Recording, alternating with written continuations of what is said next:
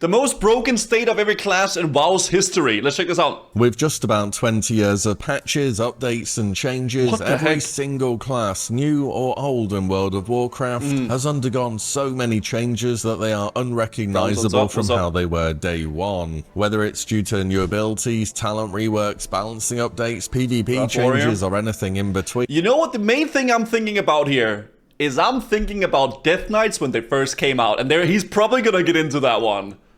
Whatever your main is, it's had one massive journey over the years to reach where it is today. But when was your class at their best? When were they the most broken, the most overpowered? If you could pick one patch or update that Blizzard did that truly made your class into an unstoppable machine, when would that be? Frankly, warriors are really good right now on War Within. That's what I'm going to be trying to answer today. One state of every class when they were arguably at their most powerful ever. I do have some rules here as well. I'm not going to be covering exploits as they can often be non-class specific. I'm also not going to be covering bugs as they were never intended ways to play the game. I'm looking for updates that Blizzard implemented. They checked them out on the PTR. They put them in the game. They said, yep, this will look. Yeah, mages in every phase. I just remember warrior also.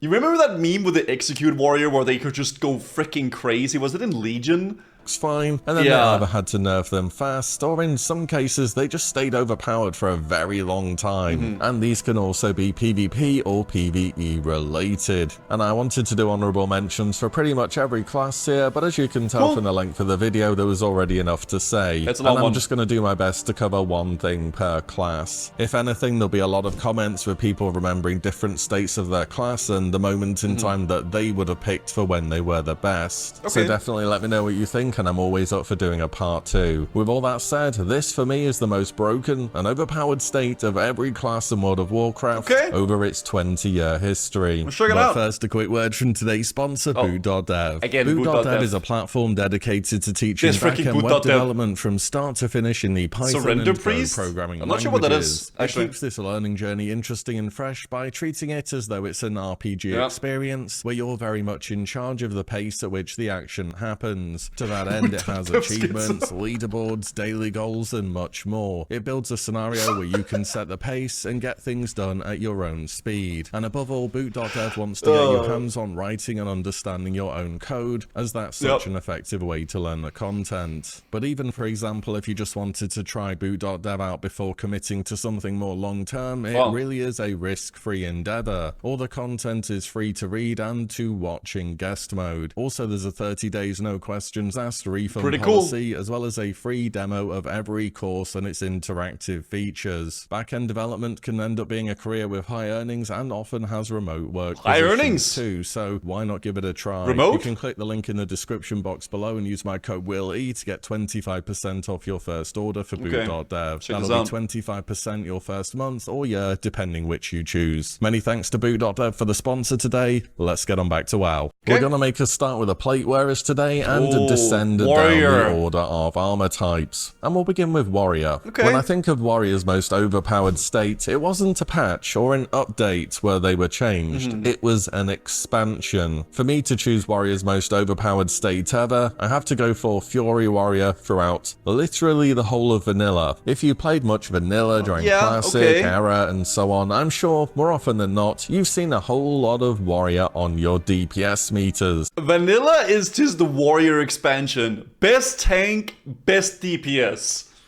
And one of the key reasons why is how their resource, rage, scaled as they got better gear. Infamously, warriors used to start expansions incredibly weak and then by the end of them be complete beasts. And it was really all down to rage. The reason why is warriors' rage before Cataclysm was not normalized, meaning the more damage you deal with your auto attacks, the more rage you can generate. And when you get more rage, you can spend more rage, and then you upgrade your gear and you can get more rage and you have more rage to spend, and you can kind of see the loop that happens here, where the better your gear gets, the more damage you get. But yeah, they're also the best healer. Just get a diamond flask and you can get up to 1,000 healing per 5 seconds for a minute. It's so bonkers, man. But the rage mechanic is so fun, dude. I think that's why I like warrior a lot. the melee thing, and then like you hit stuff and you get rage and you can hit stuff more. It's just fun. Just on a much more exponential level than any other class. This made warriors scale better with gear than any other class by an absolute mile. Also, there were some extra tricks here. For example, human and orc racials for weapon skills in vanilla actually ended up giving extra hit chance. I imagine when they put these flavoursome things in the game when it was first releasing, they didn't think too much of it. They just thought orcs, they use axes, humans use swords and maces. Let's put that in the game. It sounds fun. But it kind of unbalanced though. Wait, you like warrior? Really? Yes, ended up being extremely impactful. This bonus to 5 weapon skill also affected glancing blows. So against a boss level enemy, each auto attack has a 40% chance to be a glancing blow, which deal 65% of regular damage. But if you were using a +5 skill ratio and used an appropriate weapon, of course, this penalty will be reduced to 85% regular damage. And auto attacks made up a significant portion of your damage. So this was kind of a very big deal. Other melee could benefit from this too as well, but other melee didn't get more resources from having the auto attacks hitting harder, so that's also why world buffs are just so insane for warriors. Way better than anything else, because you just get so much stuff, man. Like, so many things. Which class should I roll? Horde? Whichever class you think sounds cool, best Taurus. It would be cool if arrow speech and those voice lines were different regarding how much rage you had. No, you just always turned arrow speech off, okay? Always. This was a bigger win for the warriors. But wait, there is more. In Classic, of course, Heroic Strike was a rage spender, not an instant attack as it was in Cataclysm. So if you were spamming Heroic Strike, you couldn't generate rage from your main hand attack because it wasn't going to be an auto attack. However, if you had Heroic Strike queued to be your next main hand attack, your offhand's hit chance would be modified as if it were also a special attack, effectively lowering its hit chance penalty from 27%, which is pretty bad, down to 6%. So if you were hit capped, it was going to hit and you were going to keep that rage bar full and be able to spam abilities. Wait, I actually didn't know that. I didn't know the queuing up a Heroic Strike made your offhand... What? I wasn't aware of that. What the fuck? I mean, I do know once you have full gear on a warrior, you basically just spam Heroic Strike because you get so much rage. But I guess that's because your offhand just generates so much more. Yeah, I didn't know that. That's crazy. On top of this, world buffs and a shopping list of consumables giving you tons of bonus stats, and of course loads more crits for even more rage, and you end up with a class which, even in pre-raid BIS, could absolutely dominate others in full Naxxramas gear. And if we take a look at the top 1% of passes logged here, you can really see the end result. This first one shows the last 2 weeks of Naxxramas during Vanilla Classic, where warriors were easily doing 2 times the damage of most other classes, and here's... I think it's funny to even have a DPS Paladin on the meter, bro. The top 1% of performers on Classic era at the moment. Warriors crazy in every expansion? Usually at the end of every tier or at the end of every expansion, warriors end up being crazy because of the way that the warriors work with rage and stuff like that, yeah. And you can see that warriors are just absolutely crushing everyone. How good does that look though? Oh my god, look at that. Oh my god. Holy. I remember Swifty also made a video, I think back in TPC, talking about like where he mentioned the thing with how much rage you get per auto attack, and he equipped all the gear from the beginning of the expansion to the end of the expansion, and you gained like 10 to 15 more rage per hit at the end of the expansion. It's so much more.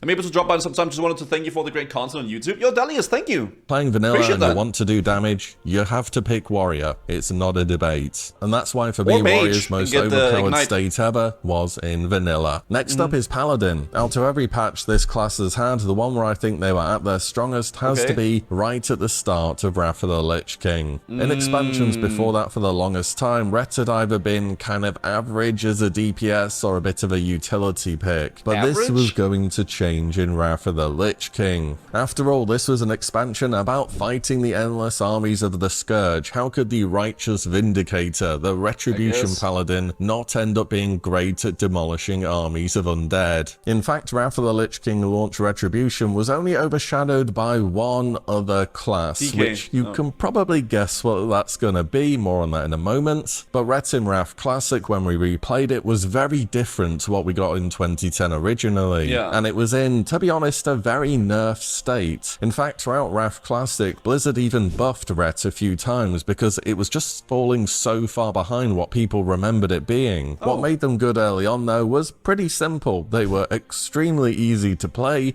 and they did a lot of damage. Yeah. You walked up to an enemy and you applied Crusader Strike, Judgment, and Divine Storm to their face, and it would kind of just delete their health bar. And Paladin... I remember Divine Storm being freaking crazy, though. Red is amazing right now, though. Yeah, right now in War Within, Red also pumps. Back then, of course, had their great toolkit of utility through blessings and various hands as well. Even though your average human male Ret Pala had somewhere between a 5 to 10% chance to have actually keybound anything other than their damage abilities. And Ret did very well in PvE and PvP as well. Launch Wrath of the Lich King Ret Pallies were just in a fantastic state, and for me, it has to be one of the most powerful states they've ever been in. Of course, in major patches in Wrath of the Lich King, Ret was toned down again and again till they became a bit more tame, but then they became a bit more powerful at the end of the expansion with their 2-piece tier 10, which gave Divine Storm a chance to reset off auto attacks. Wait, was that really the... Your melee attacks have a 40% chance to reset the cooldown. Dude, that's fucking nuts, because Divine Storm is like the main... What the hell?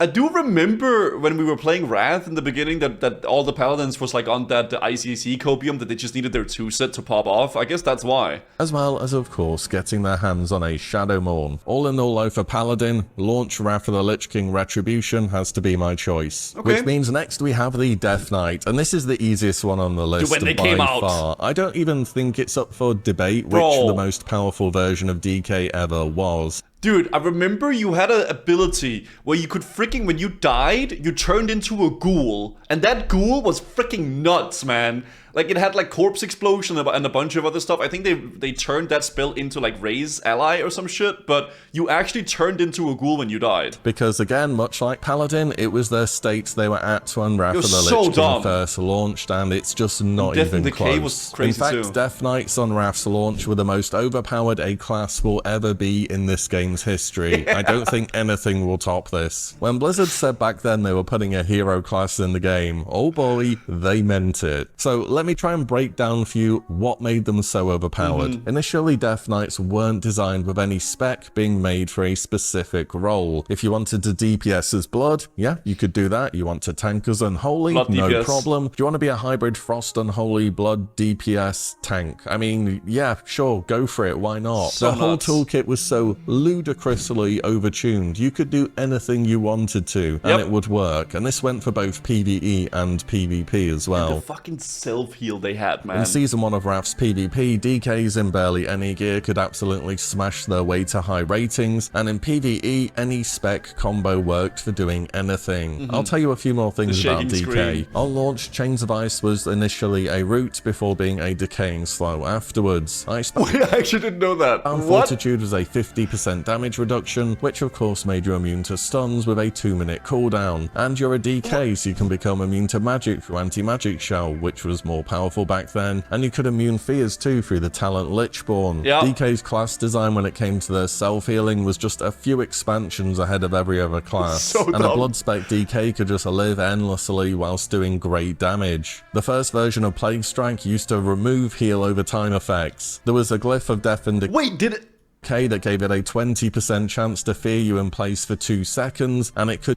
You could get feared by death and decay? Chain proc off of itself, and when finally you got enough people together to kill a DK, they could resurrect themselves with the Shadow of Death talent and keep on fighting as a ghoul for 45 seconds. And this worked in Arena too, by the way. The entire class was just the best at everything they could do, and the legacy of Wrath of the Lich King's launch Death Knights and how powerful they were was not an exaggeration. Over time throughout Wrath of the Lich King, Blizzard would have to nerf this class again and again and again. And during that process, certain specs rose to prominence for different roles. Blood became the tank, Frost was a dual-wielder DPS, and Unholy was a 2-handed DPS. PvP, right? Death Knight still had some of that flexibility they had from launch. For example, in Wrath Classic, it turned out that Unholy actually dual-wielded the whole way through the expansion to the Shadowmourne, I believe. But at the end... Dude, snapshotting gargoyle. Oh my, I hated that. That I don't know. I didn't enjoy. I don't think I enjoyed the whole pit thing that much. End of the day, they were a shadow compared to how they were when Wrath first Yeah, true, dropped. Eric. True. And by Cataclysm, Blizzard ended up cementing these roles in place for the Death Knight for the future. Either way, those first few weeks of Wrath of the Lich King on the DK were completely out of hand in the most brilliant way possible. And for me, the Death Knight's best state ever is easily the launch of Wrath of the Lich King. On to the male wearers. So let's start with Hunter. Okay. For Hunter, I'm going to pick something which is probably a little bit unexpected. In fact, it's from a very recent version of World of Warcraft in the grand scheme of things. Oh, Sod. Dude, he's gonna go with the Sod, man. I'm surprised he's including Sod into this. I thought it was just gonna be like normal WoW. Yeah, Hunters and Sod, man, with the freaking Scorpions. But it's one where Hunters have consistently been broken for about as long as this seasonal server has existed. For Hunters, I'm picking the state they were in during early phase 1 of Season of Discovery. So as we all know, Season of Discovery, it's classic WoW's second seasonal server, where Blizzard have added a bunch of rune engravings onto gear, which allow players to equip new abilities. Kind of like how enchants work, but you can swap them out whenever. Now, the thing that was completely broken for Hunters wasn't actually the Hunter themselves, it was their pet. So typically pets in vanilla are, well, they're good until they're not. When you're leveling, they do tons of damage, they generate loads of threat, and they're a huge asset for the Hunter. But then you get to endgame, and Hunter pets don't scale with the Hunter's own stats, meaning they fall off a cliff damage-wise and survivability-wise. On top of that, they have no reduced damage from AoE effects, so when you're on a boss that does AoE stuff, they... Dude, look how fast that boss is melting, by the way. Have no reduced damage from AoE effects, so when you're on a boss that does AoE stuff, they just die to absolutely anything. And it's just kind of frustrating. Dude, vanilla raiding is so different from like War Within.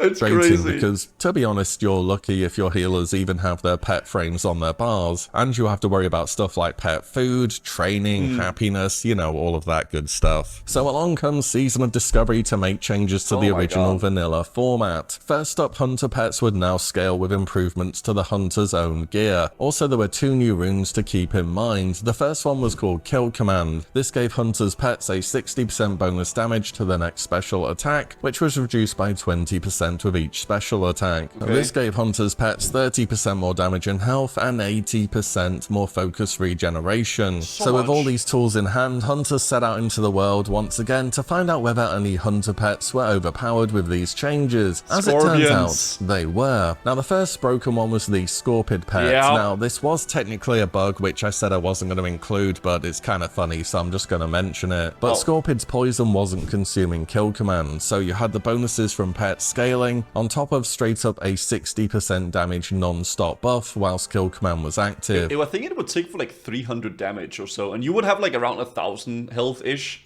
Which made Scorpid do absolutely outrageous amounts of damage. Blizzard did pick up on this one pretty quick though, and nerfed the interaction. But Hunters weren't quite done yet. They swapped over to using a Wind Serpent. This is back when the level cap was 25, and there were only a few Wind Serpents in the world which were low enough level to be tamed over... I mean, to be fair though, Koala, that it was a little bit too broken, okay? In the Southern Barrens. With the extra focus regeneration from the Beast Mastery rune, the new scaling, and kill command, Wind Serpent's lightning breath ability was doing absolutely outrageous amounts of damage. In PvP, Hunters could hide somewhere, use Eyes of the Beast, and run around people with their pets spamming lightning breath, and it could solo any other class in the game. In fact, Hunters could AFK, have their pet on defensive, and there's a pretty good chance they would win a 1v1 because their pets were just so powerful. Also in BFT... Honestly, these stupid things was what made phase 1 of Season of Discovery so fun, because it was just so broken.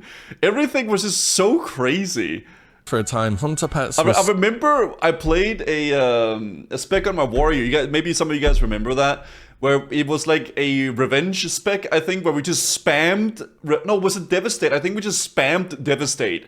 And it was the top DPS spec you could play as a warrior. You would just go shield and a sword, and you would just spam Devastate, and it would do so much damage because of a weird bug with deep wounds. No, you would have a fast dagger in your offhand, and then you would have that thing in your...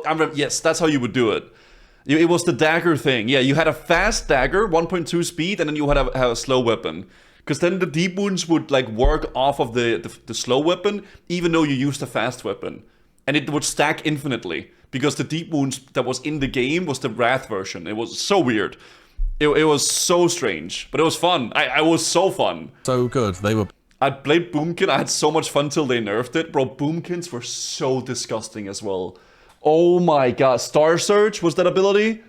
better tanks than any actual tank because they could generate tons of threat with growl, and they were just doing more damage than everyone else was as well. Blizzard would end up nerfing Wind Serpents by just straight up not letting Lightning Breath work with Kill Command, and Season of Discovery is an experimental server, and Hunters must have been nerfed over 20 times easily by now. They're still one of the best classes in the game, by the way, but for me the start of Season of Discovery has to have been the most powerful state that Hunters have ever been in. On to Shaman, and the moment in time I pick for the Shaman is the state of enhancement during Throne of Thunder and beyond in Mists of Pandaria. Despite Mists of Pandaria changing talent trees so much, they put a lot of things you'd have otherwise found on those trees straight into your spellbook when you picked a spec, and more often than not, it worked out really well. Elemental was definitely in a strong spot during the same time period too, but I'm really just trying to stick to one thing here where possible. I heard Throne of Thunder was so good. I never played it though. So Pandaria enhancement had a number of great things going for them. Elemental Blast was a new talent that could be made instant via Maelstrom stacks. This would hit really hard, as well as increasing the Shaman's own secondary stats. You had Stormlash Totem that was a thing, which is a minor DPS cooldown for the Shaman. Storm Strike, Lava Lash, and even Feral Spirit just did a good amount of damage in their own right compared to other versions of WoW. And of course, Shaman gained a brand new cooldown in Mists of Pandaria, Ascendance. In LoP, Ascendance would transform your character's model and would also grant auto attacks and Storm Strike a 30-yard range. And there was something about being able to hit stuff with blasts of wind from miles away that was really satisfying and fun to use. During this time, Enhancement was able to put out some serious burst and respectable overall damage in PvE and PvP as well. A lot of these features introduced in Mists of Pandaria have carried forwards into future expansions too, as they just fit the class archetype so well. So all in all, that's why Enhancement during Mists of Pandaria is my choice. Next we have Evoker, World of War. There wasn't much about Enhance from what he said about the other classes. Craft's fourth brand new class on the recent Dragonflight expansion. Now initially this class launched with two specializations, Devastation for DPS and Preservation for healing, but in patch 10.15 Blizzard dropped a third.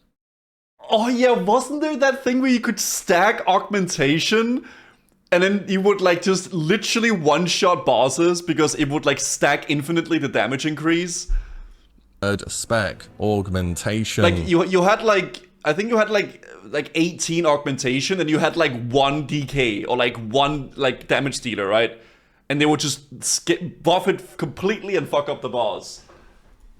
This specialization would be unique in World of Warcraft, as it wasn't just directly a healer or a tank or a DPS, it was a utility class which, well, augmented their allies' capabilities. Many other games and MMOs over the years have had this utility class fantasy, and usually it's a bard that does this. It's the guy who's... If he doesn't show the clip, we can try to see if we can find it. Chilling at the back of the group, dancing about, playing a lute or something. He's like your hype-up guy, making your allies do what they do that bit better. Well, in World of Warcraft, we have some dragon-looking thing that sets you on fire and throws sand at you or something. I mean, hey, if it works, right? Anyways, this brand new edition was quickly adopted into both PvE and PvP, but where it really excelled was Mythic Plus. In this smaller scale environment, augmentation felt like it was an absolute necessity, both in terms of survivability and boosting your allies' damage. And everyone wanted an Aug Invoker for their Mythic Plus group, as well. Not only were they overtuned at launch, they just made you do so much more damage. And as we all know, more damage equals more fun. Season 2 of Dragonflight would see access to a God comp for Mythic Plus of Guardian Druid, Holy Paladin, Fire Mage, Shadow Priest, and an Augmentation Invoker, which totally dominated the patch, with people timing keys in the early 30s, and if we were to check Dragonflight 32 plus key. Season 1 as a comparison, you can see how much more class variety there was. Also, the higher your key got, the value of Augmentation's ability to just make... That was the best meta. Hashila, dude, Hashila is an augmentation evoker, okay? The party live through their shields, their CC, and just giving everyone a ton more versatility got more and more noticeable. In following patches, Blizzard would aim to tone down this new spec and really a new role to World of Warcraft, but they remain a controversial pick. When augmentation is good, they're mandatory, and when they're bad, you just take another DPS. To this day, people argue whether augmentation was an innovation and that the support role should be embraced by more classes, or whether it was a mistake and it should be reworked into a more traditional healer. Either way, I like the idea behind augmentation though. It's kind of cool having like some sort of like a buff class that like still, you know, does stuff by themselves, but their main thing is like buffing people and like, you know, increasing other people's damage. Dude, I tried to find the clip of this. All I could find was the Asmongold reaction to it. No, I found it. So this is the clip, chat. This is the one. I really didn't show this, so I wanted to show you guys this. This is the augmentation clip I was talking about. Yeah, so you see here, group 3, 4, 5, and 6 are all augmentation evokers. Every single one. And then they also have 2 here. And then they have a DK there and biceps pump here. So look at the buffs up in the top right screen. Yeah, look at the buffs there. Oh, and you can also see the DPS meter below my cam. Right there. Wow. Dude. Wow. Look at the buffs. Wow. Oh, look at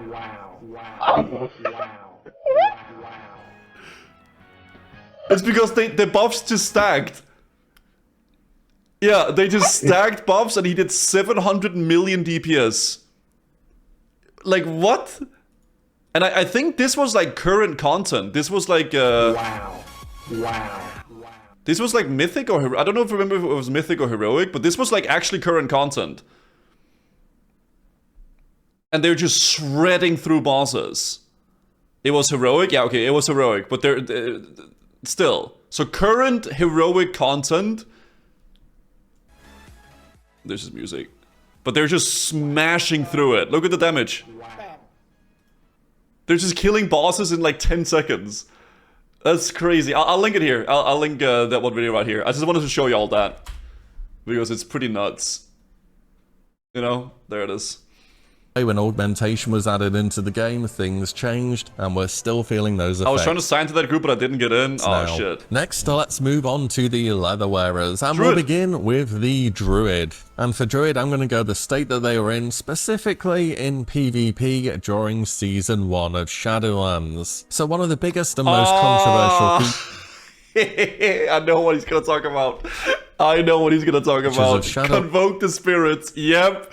Where you literally just one-shot people in one stun. Plans were covenants. These new factions would grant you abilities upon siding with one of them, which at least early on into the expansion, you couldn't change in any easy way, so you better have picked the right one. Upon siding with the Night Fae Druids, amongst other things, will be granted access to a new spell, Convoke the Spirits. Yep. This ability would fire off 16 random Druid spells over a 4-second duration. That's one spell per quarter of a second on a... 16 spells in 4 seconds. Why? Dude, what were you think on a 2-minute cooldown? Channeled cast. These random spells would be tailored to your specialization, but could include your hardest hitting abilities, which typically had cooldowns or you needed resources to use them. So when you press this button and the game decided to use your best abilities and have them crit, you could just absolutely erase people from the face of the game. And early on in Shadowlands PvP, a Druid could pop out of stealth and press Convoke and easily global people before they had the chance to do anything about it. This had to have been one of the easiest one-button one-shots we've seen in a long time in PvP, and it makes me think back to the good old days of Pyro mages. But whether it was open world, arenas, or battlegrounds, a Druid just appearing out of stealth and doing enough damage to kill your character 2 times over in 4 seconds was an absolute terror to behold. And that's why for Druid, I've got to pick Shadowlands Season 1, Convoke the Spirits. Dude, that was crazy though. That was freaking crazy. I love playing Condemn Warrior, but Convoke the Spirits, which is so different. Next up, I have Demon Hunter, and once again, DH. we're going to go more on the PvP side of things. And I'm going to be picking the state they were in during PvP throughout Dragonflight. What made them so good at this point in time was to get the basics down and put out a lot of damage. Demon Hunter was really simple to pilot. And at a basic level, it always has been, to be fair, with most of their damage coming from abilities such as Blade Dance or I-Beam. So even if you're a bit more of a beginner to the PvP scene, you could get great results. A lot of PvP games over the years have had that one character that's really good when you're first getting into the game, but in Dragonflight, Demon Hunter was that, as well as excelling at high rating as well. Yeah, what makes them good is that they had one button to press and it did tons of damage. It was the definition of face roll. I remember hearing people talk about Demon Hunter where like you literally just had to like spam press 3 buttons and you would just do ridiculous damage. Had a lot of CC through both AoE stuns, single target stuns, and imprison. They had good defensive options on short cooldowns. They would just heal a bunch by existing thanks to all their bonus leech. They were extremely mobile. They always have been, to be fair, but it's a nightmare trying to kite a Demon Hunter. They had reverse magic to turn CC effects back against enemies, and just so much more going for them. And Blizzard would end up leaving Demon Hunter in a state where PvPers were calling for nerfs for months, as this class could do pretty much everything. But as we know, sometimes in World of Warcraft, it takes Blizzard a while to get around to changing things when they're deemed overpowered by the community. And whilst Demon Hunters have definitely had their moments in PvP as well as PvE, for me the pick here has to be their states during Dragonflight in PvP. Fair. Next up we have Rogue, and it seems from the leather wearers so far, PvP content is dominating here. Now Rogues are a class fantasy where a key part of it is, well, to not be fair in the I like Rogue. I think Rogue is like my second favorite class out of Warrior, man. Those two classes are so fun. First place, they play dirty and they don't adhere to any honourable rules, and this is especially true for player versus player combat. My pick for Rogue is going to be their state in vanilla for PvP. Dude, bro, yeah, cheap shot, gouge, and kidney shot and blind all on separate DRs. So your cheap shot doesn't DR with kidney shot, and your gouge doesn't DR with your blind. And dude, it was so fucking crazy. But I would have loved to. I feel like this was like the easy one. I would have loved to hear PvE. Like what was their craziest PvE thing? Because I feel like this is like an easy answer, right? And Sap DRs with gouge. But yeah, Sap was on a different DR as well. But Sap and gouge is on the same DR. This is where the Rogue's toolkit could truly shine, and they were able to pull off some incredible combos. This is crazy. The thing is about Rogues back then is, whilst in a great player's hands, they looked absolutely unbeatable, it was easy to mess them up at the same time. You didn't have Shadow Step to instantly close the gap. You couldn't just cloak of shadows off mistakes or being caught. Being methodical and tracking cooldowns mattered, but all the same, Rogues could just kill your character before you even got a chance to play the game. Yep. Back in vanilla, long duration CC effects were long. Things weren't limited to 10 seconds as they 40-second saps, unless it heartbeats. were in the Burning Crusade and beyond. So when a rogue sapped you, you could just be standing there not able to do anything for 20 seconds plus. There was of course the standard cheap shot into kidney shot stun lock for a further 10 seconds of CC. Yeah, dude, just the fact that they didn't DR with each other is the main thing that's crazy, right? Probably Cataclysm when they got Fangs of the Father for PvE. Okay, that's in the next patch, right? Could throw in a Thistle Tea to their rotation to instantly regenerate all of their energy every so often for that extra little bit of burst. And this didn't even put their potion on cooldown either. Then of course you had Gouge to follow up, and when he talented this, it was another 5.5 seconds of CC. And you could gouge someone and then re-stealth if they didn't instantly attack you. It's so nuts, because it would take like that amount of time to leave combat basically. I think it's 6 seconds to leave combat and 5.5 seconds to gouge. So you had a half of a second if people didn't touch you after the gouge where you could re-stealth. So dumb. Forget about blind either. In vanilla, it was a bit different though. It was a poison effect where you had to create the reagents for it from Fade Leaf, meaning it did have more counterplay from poison dispelling effects and could be immuned off by dwarves' racial stone form. But on also another point. Yeah, it's not every class that can trinket stuns. Because trinkets work differently back in vanilla, right? So like some classes just didn't have a trinket for stun.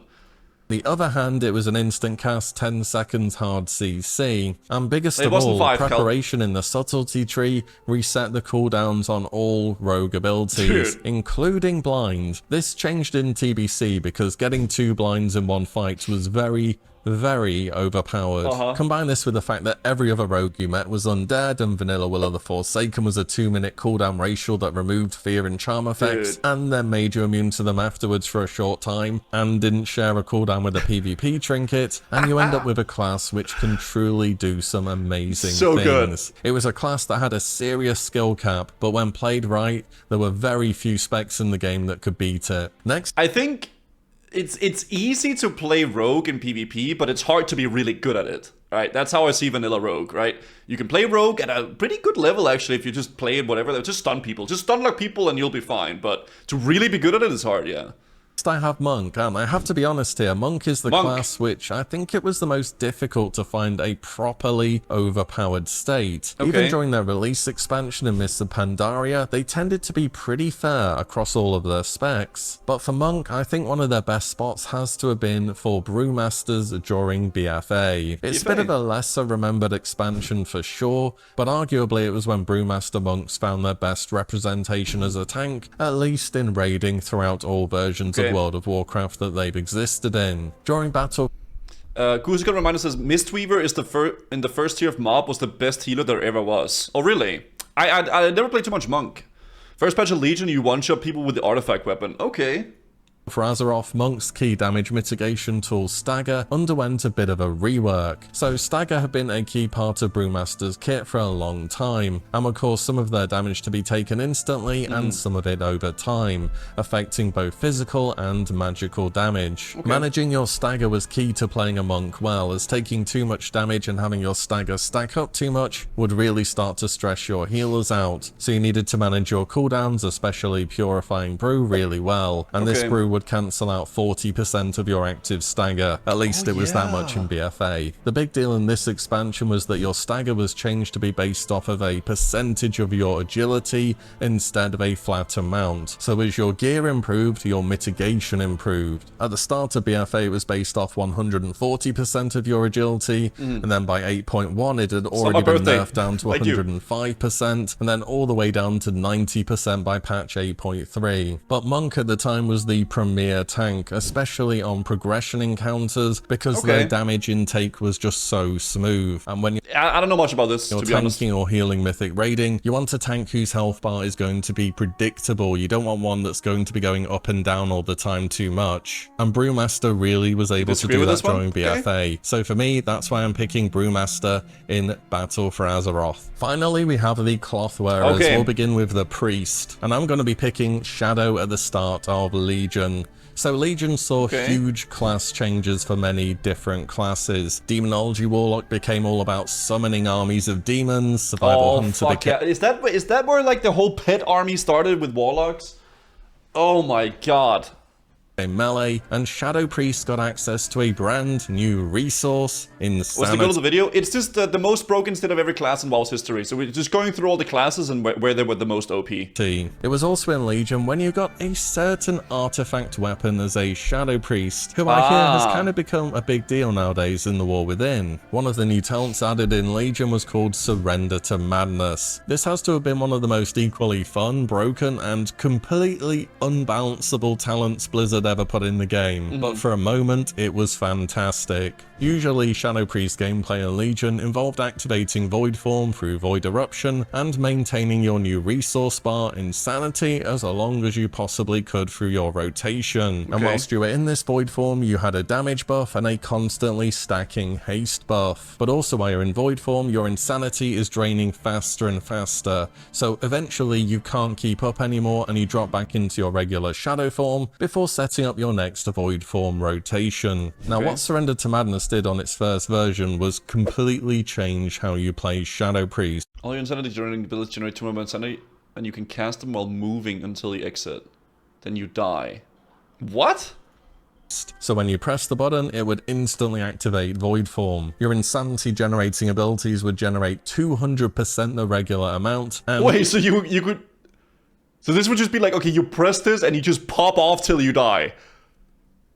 What the you fuck? could cast whilst moving. But if you ever ran out of insanity and left a void Yes, I wonder how long could you last in the form? Like how long would it be? Like a few minutes, or would it be like 30 seconds or whatever? Oh, he says it. Okay, sorry. I'm interested. form, your character would instantly die. Horribly, as the tooltip says. And during the Race to World First of the Emerald Nightmare, the shortest Race to World First ever for a Mythic raid, it was cleared in 18 hours by the way, we got to see- Wait, what? We're almost on week 2 now of this freaking race, aren't we? Bro. how comically broken this spec really was. Shadow Priests were finding times during fights where there was just always something to hit. So even though they had Surrender to Madness running, they weren't at risk of dropping out of Void form and losing their... Look at the DPS, by the way, in the corner there. It's just Shadow... what? This is like seeing Fury Warriors on Queen Ensarek. Insanity ever, where usually a 30 to 40 second void form could be pretty good. With Surrender to Madness, they were staying in void form for entire minutes at a time, and the best Shadow Priests were doing double, if not triple, what other classes could do on certain bosses. Not the guy from chat, Blizzard right? had to hotfix Surrender to Madness 1 month after release to nerf its bonus insanity regen from 200% down to 150%, before nerfing it even harder later in the expansion to just a 100% bonus. They tried to redesign this ability in BFA before eventually just removing the talent. I think that's why sometimes when we're raiding, there's people in the chat asking, "Oh, is that the real Viklun?" And every time I'm like, "No, it's just some guy from chat."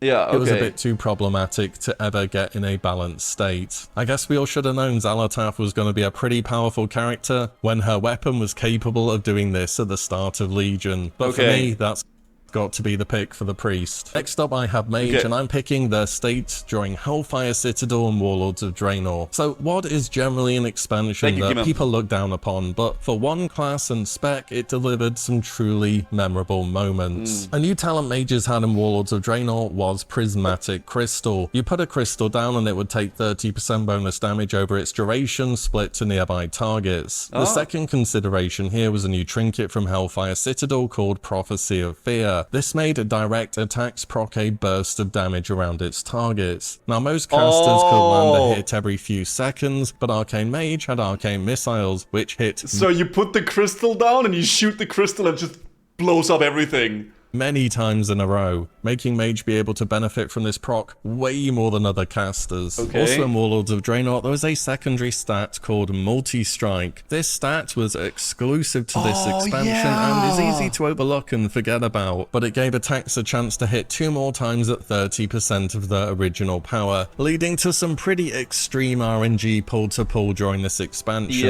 You combine this with all your endgame gearing and other buffs and consumables and so on during Warlords of Draenor, and if there was a boss that kind of just stood there and you can hit it for the full duration of Prismatic Crystal, what Arcane was capable of doing is completely insane. Raids back then could stack Arcane Mages and take down current content Mythic bosses in 20 seconds or less because of the amount of damage they were doing, thanks to all these factors. If you look at the top 1% of DPSs in Hellfire Citadel Mythic, you can see how far ahead Arcane was compared to everyone else. Wait, so they just killed a Mythic boss, current content, in... seconds or less, and they were just shooting the crystals. So you put down the crystal and you just shoot the crystal. The amount of damage they were doing thanks to all these factors. If you look at the top 1% of DPSs in Hellfire Citadel Mythic, you can see how far ahead Arcane was compared to everyone else. And if we check Iron Reaver specifically, a boss that Arcane was particularly good on, well, the DPS breakdown here almost looks as balanced as vanilla. Almost. So that's why for me, Arcane Mage in Hellfire Citadel has to be the pick for this class. Last but not least, we have the Warlock, and for me, there's only one... This video is really fun to watch. This is really cool. ...period in time which I can pick for the Warlock, and that is Mists of Pandaria. Oftentimes in this video, it's been about a particular spec for a class that's been overpowered. For Mists of Pandaria, it was the entire class for the entire expansion. Really? Destruction underwent changes and got access to Burning Embers, and the version of Chaos Bolt you probably remember where it always crits. Affliction later on in the expansion was an absolute beast of a spec on single target and multi-target fights because they could spread and maintain their dots so much easier. They also got access to Malefic Grasping Mop, a channel type effect which would cause your dots to do bonus damage when it ticked. But the star of the show for Warlocks in Mr. Pandaria has to have been Demonology. It was a totally unique version of this spec which had a highly involved playstyle, needed fight knowledge, and some real min-maxing to get the most out of it. Eventually Blizzard would nerf Demonology into the ground, and we had a rather famous interview and quote come out of it where Ian Hazzakostas straight up said,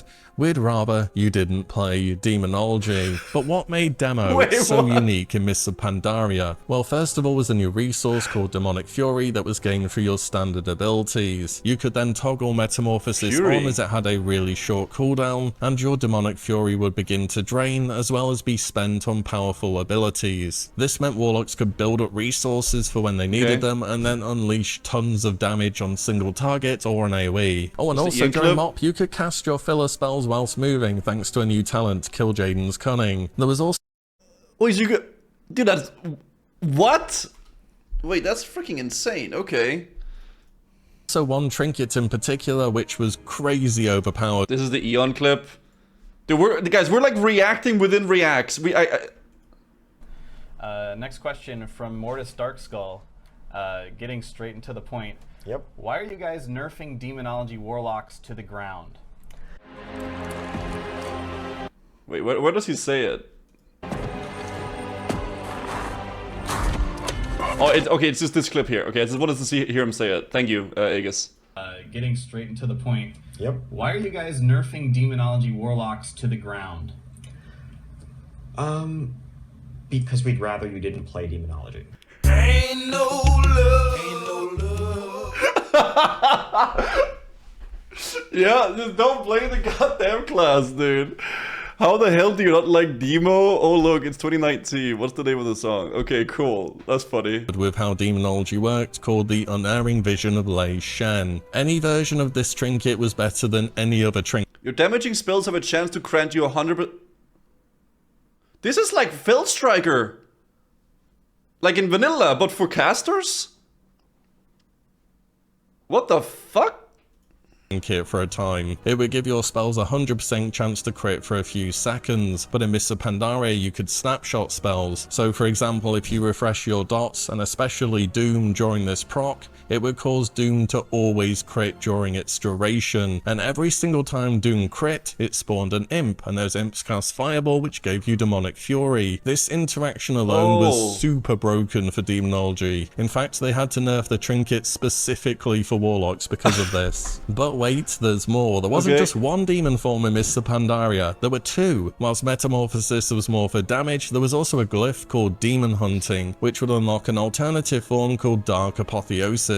Unlike Meta, this was a permanent transform, and in this form you would take less physical and magical damage, as well as generating a ton more threat. Now this wasn't really intended to be a full-on tank spec, despite it mysteriously having some massive threat modifier, but you could make it work on some of the easier content in the game if you just wanted to have fun and see how it played out. This spec was also experimented with during PvP for Mists of Pandaria as well, and Dark Apotheosis was just a bit of fun really from a major glyph, but it was just something else the Mists of Pandaria Warlock had access to. But all in all, Mists of Pandaria was just a great time to play Warlock. Later on, of course, as I mentioned, Demonology would be nerfed to the ground, before in Legion, Demon Hunters came along and took Metamorphosis as an ability, whilst the demo lock would transform and be more about summoning tons of demons rather than being one themselves. And I didn't even mention in Mists of Pandaria, it was when you had the quest to go and get Green Fire as well. So overall for Warlock, it just has to be Mists of Pandaria, but more specifically, Demonology during this expansion. And that's it. One state of each class throughout this game. There's a long history. This was a good video. I think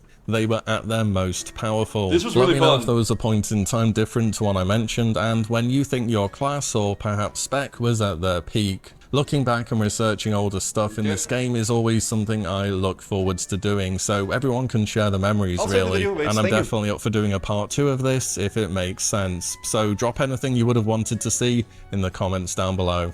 And As always, thank you all so much for watching and listening in, and I'll see you all in the next one very soon. Good video! I'll link it in chat. This was really fun to watch, actually. This was super sick.